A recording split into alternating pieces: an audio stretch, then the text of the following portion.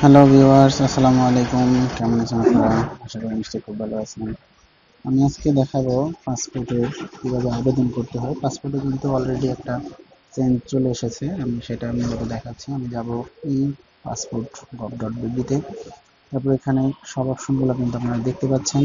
আমি আপনাদেরকে ডিসক্রিপশন বক্সে লিংক দিয়ে দিব। এখানে অ্যাপ্লাই পাসপোর্টে আমি ক্লিক করব। ক্লিক করার পরে আমাকে কিন্তু একটা প্রথম সেটআপের পেজে নিয়ে আসবে। আমি এখানে ডিস্ট্রিক্ট সিলেক্ট করব, তারপরে আমি উপজেলা সিলেক্ট করব। ডিস্ট্রিক্ট দেওয়ার পরে আমি উপজেলা সিলেক্ট করব। সিলেক্ট করার পরে তারপরে আমি কন্টিনিউতে যাব। কন্টিনিউতে যাওয়ার পরে এখানে আমার মেল চাইবে। তো এখানে বিষয়টা হচ্ছে প্রত্যেকেরই কিন্তু আলাদা আলাদা মেল করতে হবে, বা একটা মেল থেকে আপনি 5টা আবেদন করতে পারবেন ইন্ডিভিজুয়াল দিয়ে। তো আপনি মেল করে নেবেন প্রত্যেকের আলাদা আলাদা। এরপরে কন্টিনিউতে দিব। কন্টিনিউতে দেওয়ার পরে আমার এরকমের একটা পেজে চলে আসবে। আপনি কন্টিনিউতে দেওয়ার পরে আপনার পাসওয়ার্ডের কিন্তু একটা অপশন আসবে, নামের একটা অপশন আসবে। আমার এটা করা হয়ে গেছে, যার কারণে কিন্তু আমি এটা আর দেখাতে পারলাম না, কারণ আইডি পাসওয়ার্ডের ক্ষেত্রে একটু সিকিউরিটি দরকার, যার কারণে আমি এটা দেখালাম না। তো মেলটা আমি দেখব মেলটা আসছে কিনা, সেটার জন্য অপেক্ষা করব। তো আমার মেলটা আসছে, আসার পরে এইরকম কিন্তু একটা মেল চলে আসবে আপনার। এই যে এই লিঙ্কটাতে ক্লিক করব। ক্লিক করার পরে আপনার এখানে আইডি পাসওয়ার্ড দিয়ে আমি লগ ইন করবো। আমার লগ ইন হয়ে গেছে। অ্যাপ্লাই ফর ফ্রি পাসওয়ার্ড পাসপোর্টের জন্য আমি আবেদন করব। যেহেতু মাইসেলফ আমি ওনার নামেই করেছি, সেহেতু আমি মাইসেলফ টিক দিয়ে দিলাম। এরপরে আমি উপরে মেল সিলেক্ট করে দিলাম। তারপরে আমি এখানে প্রফেশন দেব, প্রফেশন লেবার দেব। কারণ অন্যান্য প্রফেশন দিলে, যদি অন্য কেউ প্রফেশন থাকে বিজনেস বা প্রাইভেট সার্ভিস বা সরকারি জব যদি থাকে, তাহলে সেক্ষেত্রে তাদের সেই ডকুমেন্ট দিতে হবে। যেহেতু ইন্ডিভিজুয়াল কোনো প্রফেশনাল নাই, সেহেতু আমি লেবারটাই দিয়ে দিব। তারপরে আমি এখানে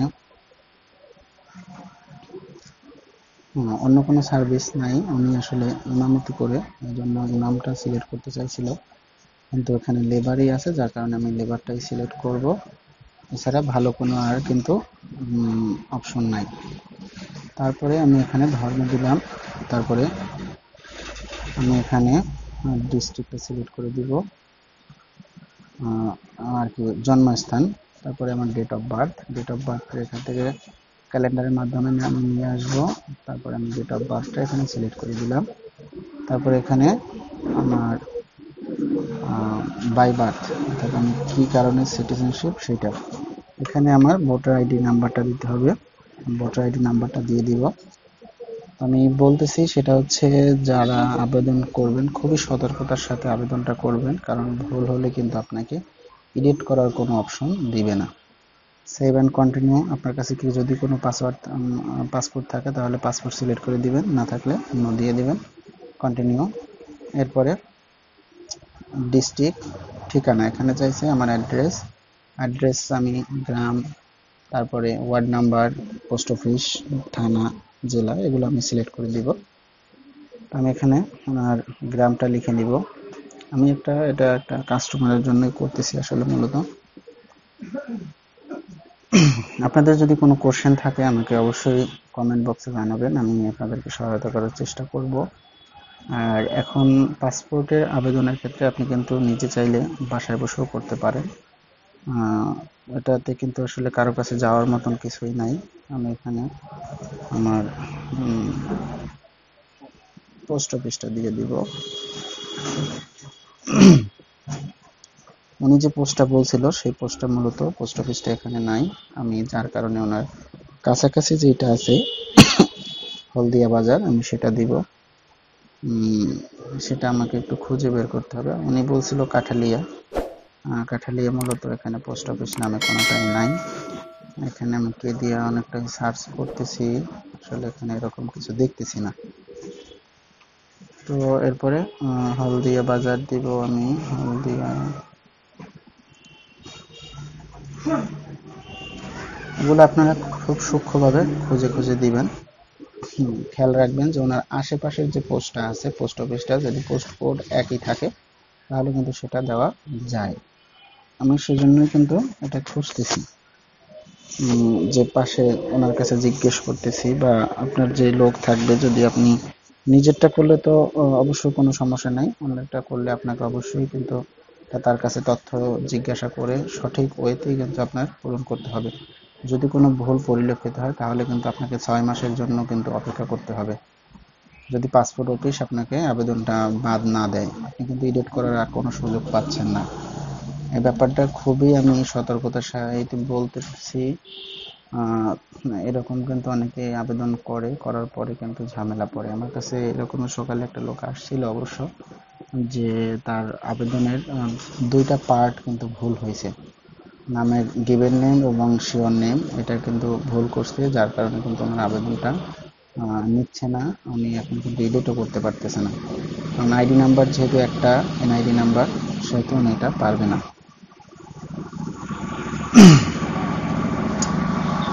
যারা আমার চ্যানেলে নতুন, অবশ্যই রিকোয়েস্ট থাকবে তারা আমার চ্যানেলটিকে সাবস্ক্রাইব করবেন, আর যারা করেছেন তাদেরকে অসংখ্য ধন্যবাদ।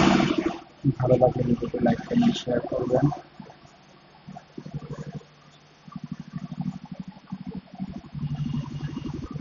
পোস্টটা একটু খুঁজে পাচ্ছি। এটা বাড়ি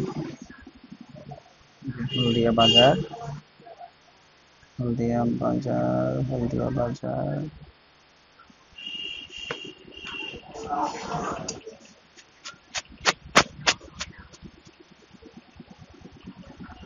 হলদিয়া বাজার দিয়ে দিলাম। এরপরে আপনার উপজেলা অর্থাৎ থানা যেটাকে বলে, বর্তমান ঠিকানা স্থায়ী ঠিকানা সেম, যার কারণে আমার টিক দিয়ে দিলাম। আমি এখানে পাসপোর্ট অফিস থেকেই করব, বাংলাদেশ মিশন না। বাংলাদেশ মিশনটা হচ্ছে যদি বাইরে কেউ থাকে, সে কিন্তু বাংলাদেশ মিশনটা মূলত ই করবে। পার্সোনাল ইনফরমেশন এখানে বাবার নাম, মায়ের নাম, তারপরে আপনার ওয়াইফের নাম, এরকমের যে অপশনগুলো আছে আমি এগুলো সঠিক হইতে এনআইডি কার্ডের সাথে মিলিয়ে তারপর কিন্তু করব। যেহেতু এনআইডি কার্ডে বাবা মায়ের নাম বাংলা থাকে, যদি তার কোনো সার্টিফিকেট থাকে বা আপনার যদি কোনো সার্টিফিকেট থাকে, আপনি সার্টিফিকেটে ইংলিশ বানান যেটা আছে সেইটা দিয়েই মূলত করবেন। খেয়াল রাখবেন যাতে আপনার এনআইডি কার্ডের সাথে তথ্যগুলো সব সঠিক থাকে। আর মূলত এখন কিন্তু 18 বছরের নিচে যারা, তারা জন্ম নিবন্ধন থেকে করতে পারবে, কিন্তু 18 বছরের উপরে হলে কিন্তু তার এনআইডি কার্ড দরকার হবে। আর এখানে একটা সুযোগ আছে, যেটা হচ্ছে আপনি কিন্তু চাইলে এখানে 10 বছরের জন্য আবেদন করতে পারবেন। পাসপোর্টটা কিন্তু আপনি 10 বছরের জন্য পাইতে পারবেন, সেক্ষেত্রে আপনার ফি বেশি লাগবে। আর এখানে জরুরি এবং সুপার এক্সপ্রেস যেটাকে বলে, জরুরি 2টা পার্ট করছে। একটা জরুরির ভিতরে নরমাল, আর একটা হচ্ছে আর কি খুবই দ্রুত, যেটা 2 দিন দেওয়া আছে, যে 2 দিনের ভিতরে পাসপোর্টটা পাবে, এরকম জরুরিটাও কিন্তু অপশনটা তারা দিয়েছে। আমি এখানে বাবা মায়ের কিন্তু এনআইডি নাম্বারটাও দিয়ে দিয়েছি, এটা থাকলে কিন্তু আপনাদের জন্য অনেকটা ভালো হয়। তা না থাকলে যে আবেদন নিবে না সেরকমটা কিন্তু না, আবেদন নিবে। তো এখানে আমি সেভ অ্যান্ড কন্টিনিউ দিব। এরপরে আমি বিবাহিত কিনা সেটা সিলেক্ট করব। ম্যারিড, ম্যারিড হলে আপনার এখানে কিন্তু ওয়াইফের বা হাজব্যান্ডের নাম চাইবে, আমি সেটাও কিন্তু আইডি কার্ড অনুযায়ী দিব। প্রফেশন দিলাম, তারপরে আপনার এনআইডি নাম্বার ওনারটা নাই, ওটা দিলাম না। এখানে কিন্তু আমার যে অপশনটা আসছে এটা আমি কিন্তু সঠিক ওইতেই দিলাম, যে এমার্জেন্সি কন্ট্যাক্ট যেটাকে বলে, আমি কিন্তু বাবাকে দিলাম। বাবা সিলেক্ট করার পরে কিন্তু তার নামটা কিন্তু অলরেডি চলে এসেছে। আমি আবার কিন্তু এখানে ঠিকানাটা কিন্তু ওইটা বসিয়ে দিব, উনি বাবাকে দিবে, যার কারণে ওনার বাবা, যদি আপনাকেও স্পজ দিতে চান অর্থাৎ স্বামী বা স্ত্রীকে দিতে চান, তাহলে সেটা সিলেক্ট করলেও কিন্তু ওখানে নামটা চলে আসবে। আপনি অ্যাড্রেসটা সেই অ্যাড্রেসে দিয়ে দিবেন এবং তার নিচে একটা মোবাইল নাম্বার থাকবে, মোবাইল নাম্বারটা অপশনটা আপনাকে পূরণ করতে হবে।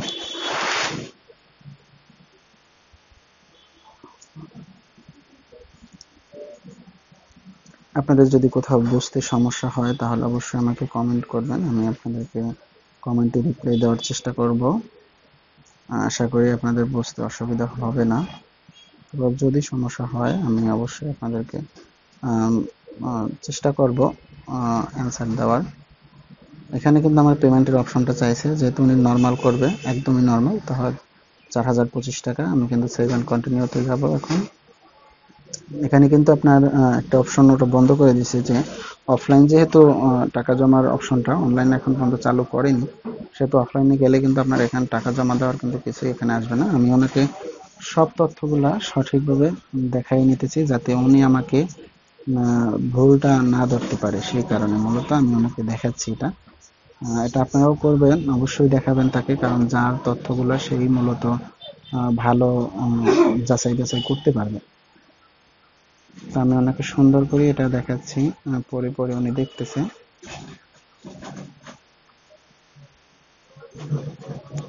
আমি আবারও বলতেছি, আপনি কিন্তু এই পেজে আসলে কিন্তু এডিট করার সুযোগ পাবেন।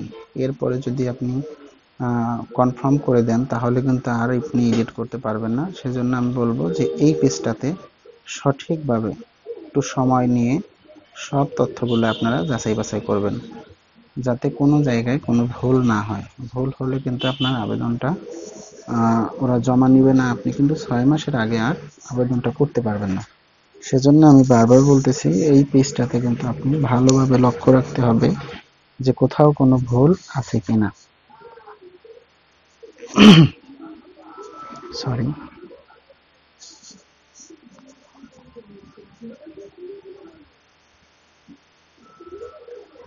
আমি এটা সুন্দরভাবে ওনাকে দেখাচ্ছি, বাবা মায়ের তথ্যগুলো দেখাচ্ছি, তারপর ওনার স্ত্রীর তথ্যগুলো দেখাচ্ছি।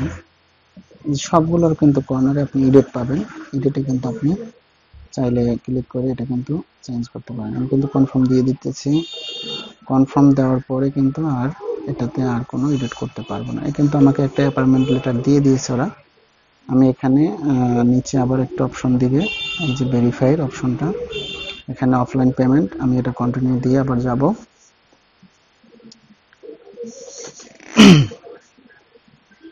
কন্টিনিউ দেওয়া, সেভ এন্ড কন্টিনিউ দেওয়ার পরে কিন্তু আমার কাজটা কমপ্লিট। এই অ্যাপয়েন্টমেন্ট লেটারটা কিন্তু আপনার ডাউনলোড হবে না, এটা এখান থেকে প্রিন্ট দিতে হবে। আপনি প্রিন্ট দিলে এরকমের অপশন আসবে, অপশনে এক পেজে মূলত এই প্রিন্টটা আনবেন। আমি প্রিন্ট দিয়ে দিতেছি এটা। এরপরে আবেদনটা আমি ডাউনলোড করব।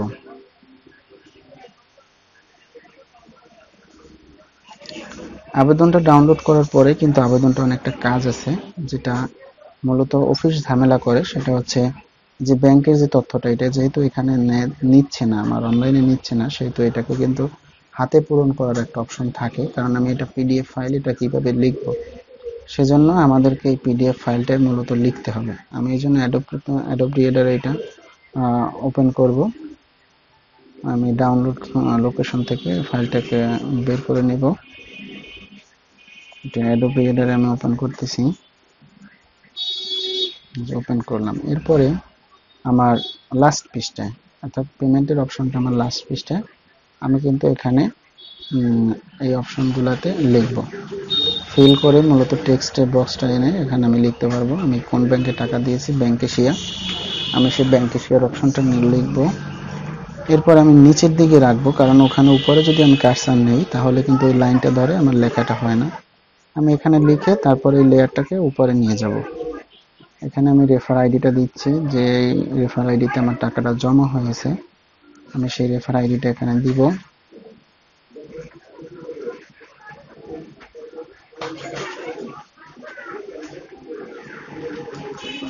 রেফার আইডিটা দেওয়া হয়ে গেলে এরপরে আমি ডেট দিব, এখানে লিখি, আমি উপরে গেলাম না, এখানে ডেটটা লিখলাম। ওগুলা কিন্তু আমি সবই উপরে সাজাবো এটাকে। তারপরে দিব কত টাকা আমি জমা দিয়েছি।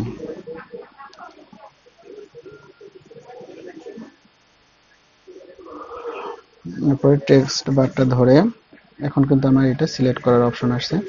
আমি কিন্তু এই যে এখানে এক একটা অপশন নিয়ে কিন্তু বসিয়ে দিব টাকা জমা দেওয়ার, এখানে টাকাটা অ্যামাউন্ট যেখানে, রেফার কোডটা যেখানে, সেখানে বসিয়ে দিব।